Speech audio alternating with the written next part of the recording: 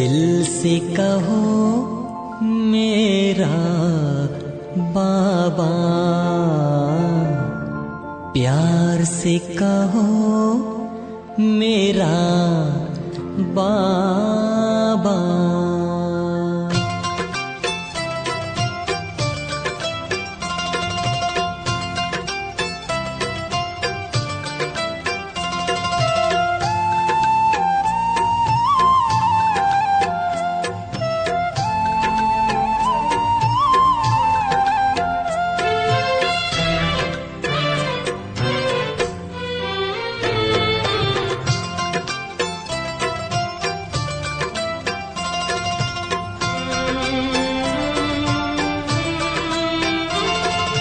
दिल से कहो मेरा बाबा, प्यार से कहो मेरा बाबा।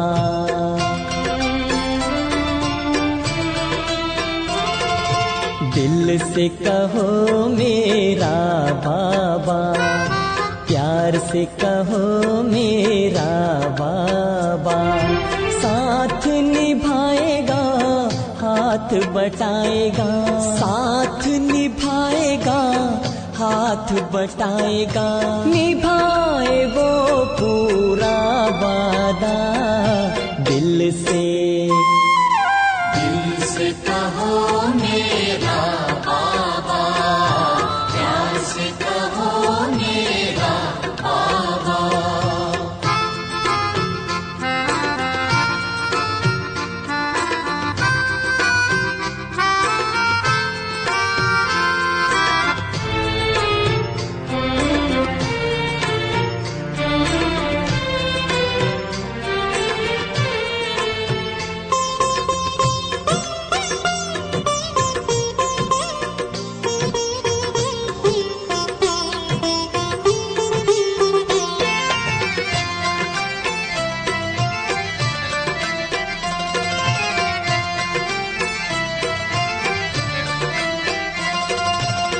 सारे झमेले मिट जाएंगे, पल में बखेरे टल जाएंगे।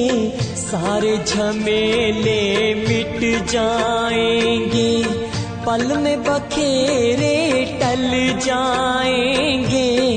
हो जा समर्पण कर दे अर्पण, राहों में सितारे भर जाएंगे।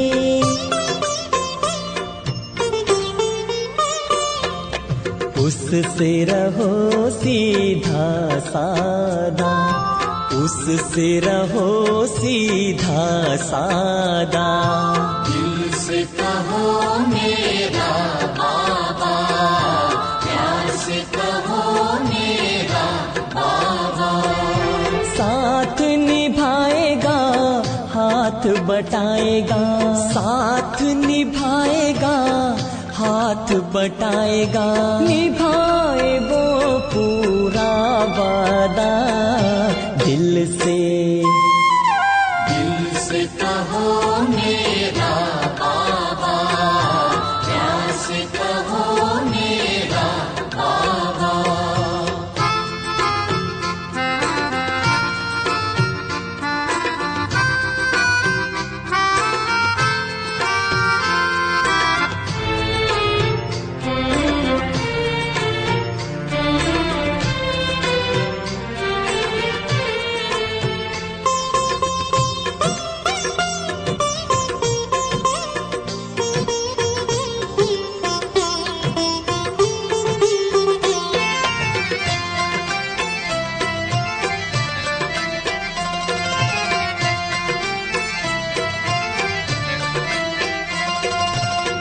कर्म में अपने हाथ दिए जा, मन में प्रभु को याद किए जा। कर्म में अपने हाथ दिए जा, मन में प्रभु को याद किए जा। चुप के धीरे धीरे दिल में उससे बात किए जा।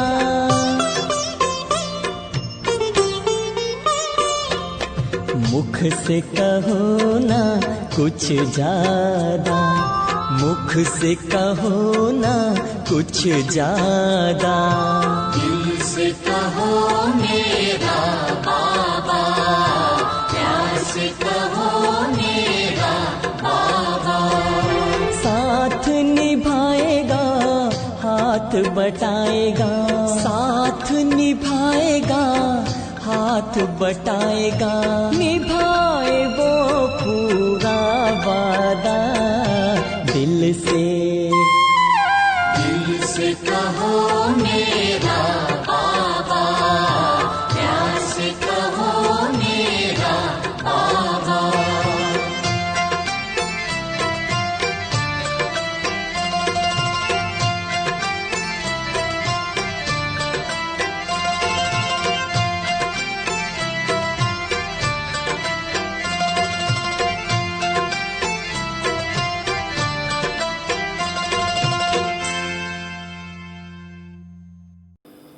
ओम शांति। बाबा कहते बच्चे संस्कारों को बदलना है तो देही अभिमानी स्थिति का अभ्यास करो, अर्थात आत्म अभिमानी बनो। जितना आत्म अभिमानी बनेंगे, देह भान से परे होते जाएंगे, उतना संस्कार और स्वभाव भी परिवर्तित होते जाएंगे। इसीलिए बाबा कहते बच्चे जितना हो सके कर्म करते हुए भी मेरी याद में रहो तो तुम्हें प्राप्ति सहज हो जाएगी। 8 तारीख की वाणी है। मीठे बच्चे, बाबा आया है तुम बच्चों को अविनाशी कमाई कराने। अभी तुम ज्ञान रत्नों की जितनी कमाई करना चाहो कर सकते हो। प्रश्न है, आसुरी संस्कारों को बदलकर दैवी संस्कार बनाने के लिए कौन सा विशेष पुरुषार्थ चाहिए?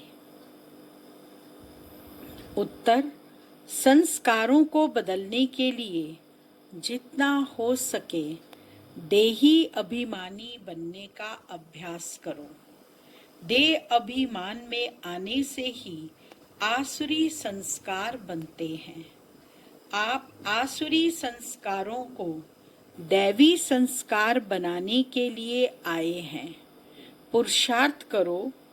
पहले मैं देही आत्मा हूँ, पीछे यह शरीर है।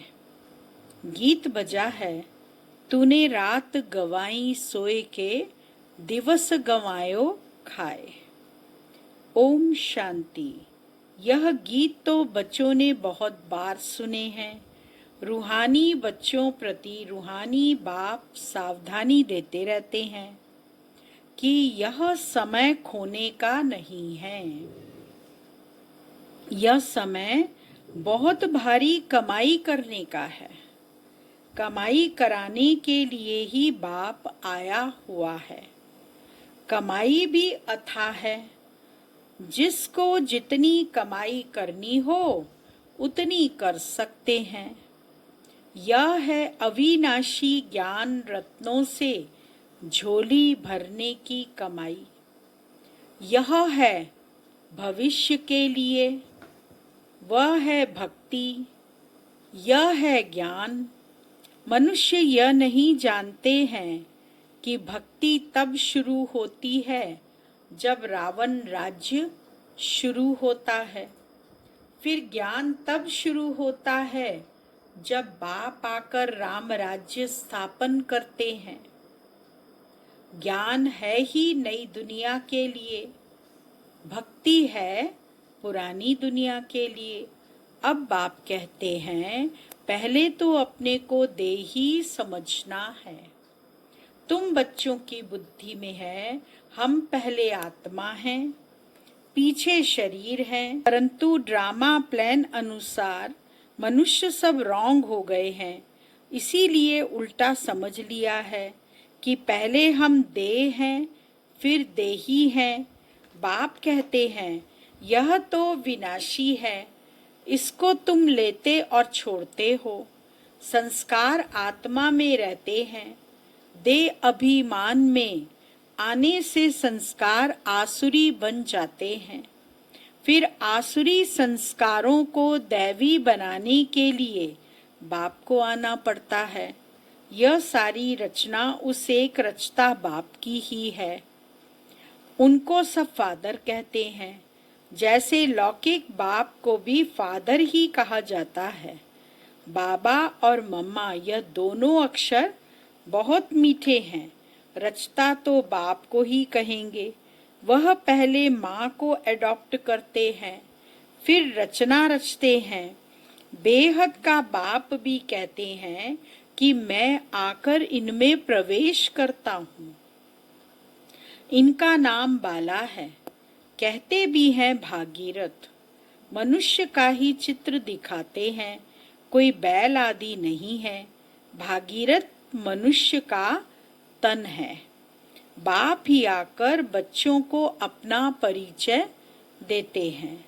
तुम हमेशा कहो हम बाप दादा के पास जाते हैं। सिर्फ बाप कहेंगे तो वह निराकार हो जाता है। निराकार बाप के पास तो तब जा सकते जब शरीर छोड़ें। ऐसे तो कोई भी जा नहीं सकते। यह नॉलेज बाप ही देते हैं। यह नॉलेज है भी बाप के पास। अविनाशी ज्ञान रत्नों का खजाना है। बाप है ज्ञान रत्नों का सागर। पानी की बात नहीं, ज्ञान रत्नों का भंडारा है। उनमें नॉलेज है। नॉलेज पानी को नहीं कहा जाता। जैसे मनुष्य को बैरिस्ट्री, डॉक्टरी आदि की नॉलेज होती है, यह भी नॉलेज है। इस नॉलेज के लिए ही ऋषि मुनि आदि सब कहते थे कि रचता और रचना के आदि मध्यंत की नॉलेज हम नहीं जानते। वह तो एक रचना ही जाने। झाड़ का बीज रूप भी वही है। सृष्टि के आदि मध्यंत का नॉलेज उसमें है। वह जब आए तब सुनाए। रचता आकर ही वह नॉलेज सुना सकता है। अभी तुमको नॉलेज मिली है तो तुम उस नॉलेज से देवता बनते हो। नॉलेज पाकर फिर प्रारब्ध पाते हो। वहां फिर इस नॉलेज की दरकार नहीं रहेगी। ऐसे नहीं कि देवताओं में यह ज्ञान नहीं है तो अज्ञानी है। नहीं, वह तो इस नॉलेज से पद प्राप्त कर लेते हैं। बाप को पुकारते ही हैं कि बाबा आओ। हम पतित से पावन कैसे बने, उसके लिए रास्ता अथवा नॉलेज बताओ, क्योंकि जानते नहीं। अभी तुम जानते हो हम आत्माएं शांति धाम से आई हैं। वहाँ आत्माएं शांत में रहती हैं। यहाँ आए हैं पार्ट बजाने। यह पुरानी दुनिया है तो जरूर नई दुनिया थी। वह कब थी, कौन राज्य करते थे, यह कोई नहीं जानते। तुमने अभी बाप द्वारा जाना है। बाप है ही ज्ञान का सागर, सद्गति दाता। उनको ही पुकारते हैं कि बाबा आकर हमको दुख हरो, सुख शांति दो। आत्मा जानती है परंतु तमो प्रधान हो गई है। इसीलिए फिर से बाप आकर परिचय दे रहे हैं। मनुष्य न आत्मा को न परमात्मा को जानते हैं। आत्मा को ज्ञान ही नहीं जो परमात्म अभिमानी बने। आगे तुम भी नहीं जानते थे। अभी ज्ञान मिला है तो समझते हैं बरोबर सूरत मनुष्य की थी और सीरत बंदर की थी। अभी बाप ने नॉलेज दी है तो हम भी नॉलेजफुल बन गए हैं। रचता और रचना का नॉलेज मिला है। तुम जानते हो हमको भगवान पढ़ाते हैं तो कितना नशा रहना चाहिए। बाबा है ज्ञान का सागर, उनमें बेहद का ज्ञान है। तुम किसके पास भी जाओ, सृष्टि के आदि मध्य अंत का ज्ञान तो क्या, परंतु हम आत्मा क्या चीज हैं वह भी नहीं जानते। बाप को याद भी करते हैं, दुख हरता सुख करता, फिर भी ईश्वर सर्वव्यापी कह देते हैं। बाप कहते हैं ड्रामा अनुसार उन्हों का भी कोई दोष नहीं। माया बिल्कुल ही तुच्छ बुद्धि बना देती है। कीड़ों को फिर गंध में ही सुख भासता है। बाप आते हैं गंध से निकालने। मनुष्य दलदल में फंसे हुए हैं, ज्ञान का पता ही नहीं है तो क्या करें। दुबन में फंसे पड़े हैं, फिर उनको निकालना ही मुश्किल हो जाता है। निकालकर आधा पौना तक ले जाओ, फिर भी हाथ छुड़ाए गिर पड़ते हैं।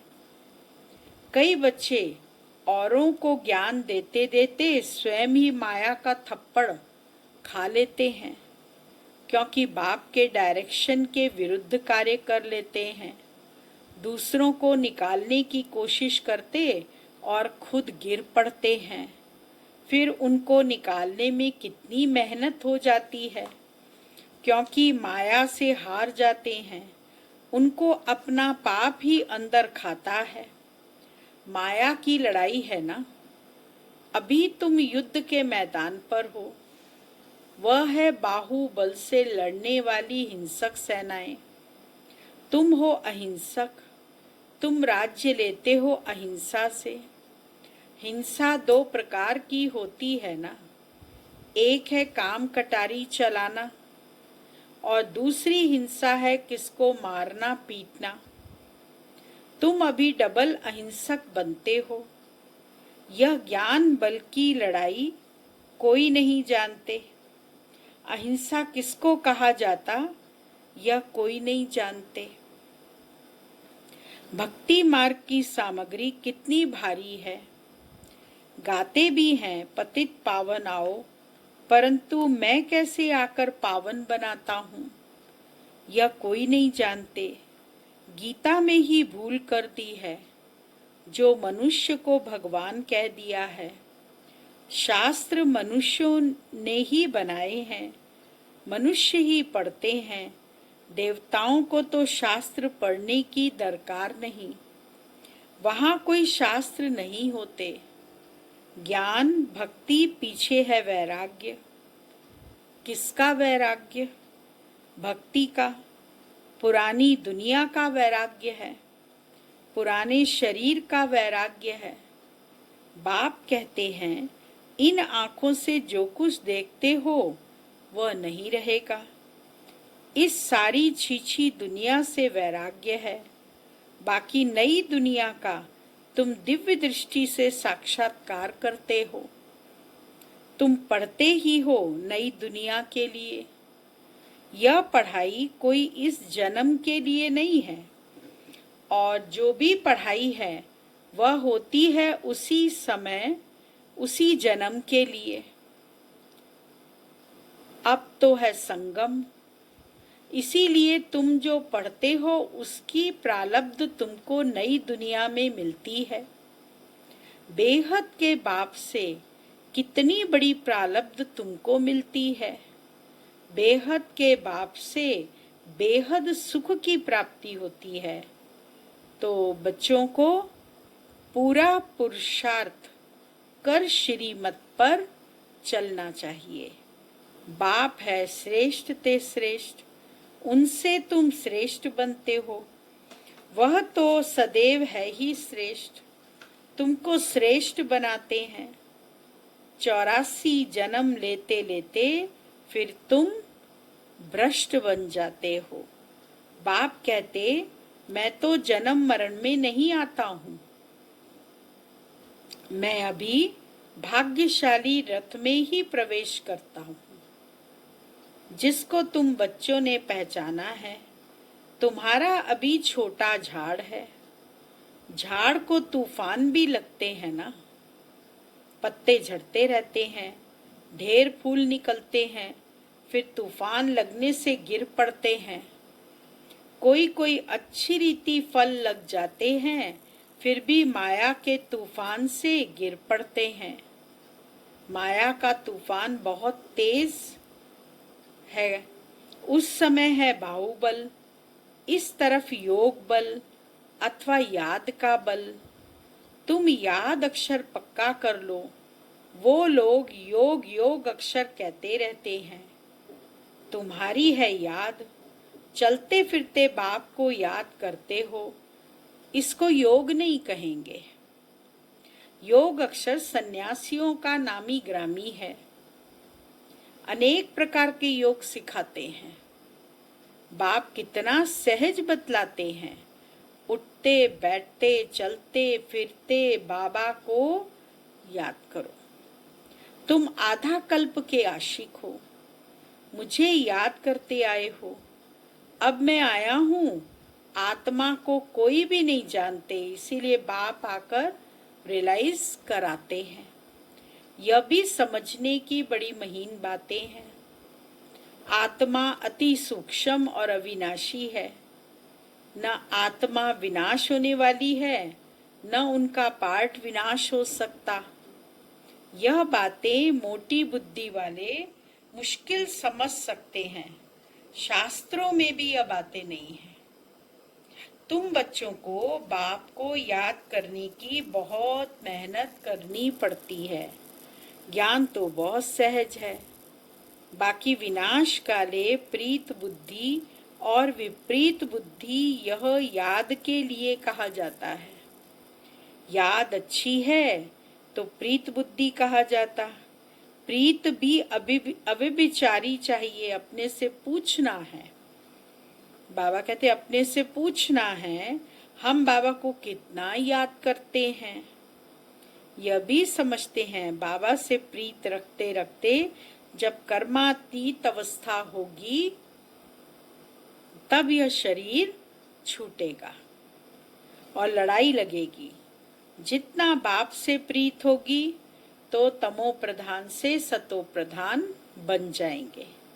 इम्तहान तो एक ही समय होगा ना। जब पूरा समय आता है, सबकी प्रीत बुद्धि हो जाती है, उस समय फिर विनाश होता है। तब तक झगड़े आदि लगते रहते हैं। विलायत वाले भी समझते हैं अभी मौत सामने है। कोई प्रेरक है जो हमसे बॉम्ब्स बनवाते हैं, परंतु कर क्या सकते हैं। ड्रामा की नूंद है ना। अपनी ही साइंस बल से अपने कुल का मौत लाते हैं। बच्चे कहते हैं पावन दुनिया में ले जाओ, तो शरीरों को थोड़े ही ले जाएंगे। बाप कालों का काल है ना। यह बातें कोई नहीं जानते। गाया हुआ है मिर्वा मौत मलू का शिकार। वह कहते विनाश बंद हो जाए, शांति हो जाए। अरे विनाश बगैर सुख शांति कैसे स्थापित होगी। इसलिए चक्र पर जरूर समझाओ। अभी स्वर्ग के गेट खुल रहे हैं। बाबा ने कहा है इस पर भी एक पुस्तक छपाओ, गेटवे टू शांति धाम सुख धाम। इनका अर्थ भी नहीं समझेंगे, है बहुत सहज, परंतु कोटों में कोई मुश्किल समझते हैं। तुमको प्रदर्शनी आदि में कभी दिल शिकस्त नहीं होना चाहिए। प्रजा तो बनती है ना, मंजिल बड़ी है, मेहनत लगती है। मेहनत है याद की, उसमें बहुत फेल होते हैं। याद भी अव्यभिचारी चाहिए। माया घड़ी घड़ी भुला देती है। मेहनत बिगर थोड़े ही कोई विश्व के मालिक बन सकते हैं। पूरा पुरुषार्थ करना चाहिए। हम सुख धाम के मालिक थे, अनेक बार चक्कर लगाया, अब बाप को याद करना है। माया बहुत विघन डालती है। बाबा के पास सर्विस के भी समाचार आते हैं। आज विद्युत मंडली को समझाया, आज यह किया। ड्रामा अनुसार माताओं का नाम बाला होना है। तुम बच्चों को यह ख्याल रखना है, माताओं को आगे करना है। यह है चैतन्य दिल वाला मंदिर।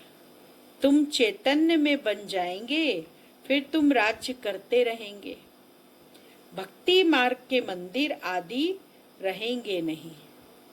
अच्छा, मीठे मीठे सिक्की लदे बच्चों प्रति माता पिता बाप दादा का याद प्यार और गुड मॉर्निंग। रूहानी बाप की रूहानी बच्चों को नमस्ते और रूहानी बच्चों की रूहानी बाबा को याद प्यार गुड मॉर्निंग नमस्ते। मुख्य सार है पहला पॉइंट, एक बाप से अविचारी प्रीत रखते रखते कर्मातीत अवस्था को पाना है। इस पुरानी देह और पुरानी दुनिया से बेहद का वैराग्य हो। दूसरा पॉइंट, कोई भी कर्तव्य बाप के डायरेक्शन के विरुद्ध नहीं करना है। युद्ध के मैदान में कभी भी हार नहीं खानी है। डबल अहिंसक बनना है। वरदान है, अपनी रूहानी लाइट्स द्वारा वायुमंडल को परिवर्तन करने की सेवा करने वाले सहज सफलता मूर्त भव। जैसे साकार सृष्टि में जिस रंग की लाइट जलाते हो वही वातावरण हो जाता है। अगर हरी लाइट होती है तो चारों ओर वही प्रकाश छा जाता है। लाल लाइट जलाते हो तो याद का वायुमंडल बन जाता है। जब स्थूल लाइट वायुमंडल को परिवर्तन कर देती है तो आप लाइट हाउस भी पवित्रता की लाइट व सुख की लाइट से वायुमंडल परिवर्तन करने की सेवा करो तो सफलता मूर्त बन जाएंगे। स्थूल लाइट आंखों से देखते हैं, रूहानी लाइट अनुभव से जानेंगे। स्लोगन है, व्यर्थ बातों में समय और संकल्प गंवाना यह भी अपवित्रता है। ओम शांति।